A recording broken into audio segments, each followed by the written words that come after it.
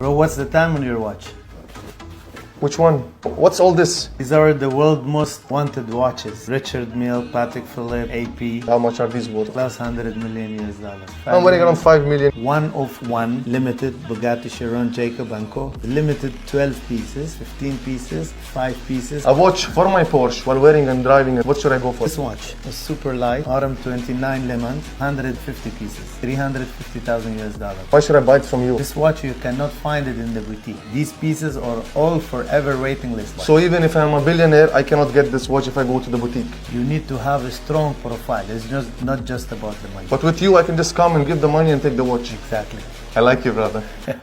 I like you. This is what, like a cold weapon? It's very heavy. You throw it at someone, they would be dead in like seconds. Because the target market of the Isaac is Russian countries. Christoph Krale, one of one. Dial is hand enameling and it shows the heritage of UAE. The watch is tourbillon and it's minute repeater. You can say the time by the sound.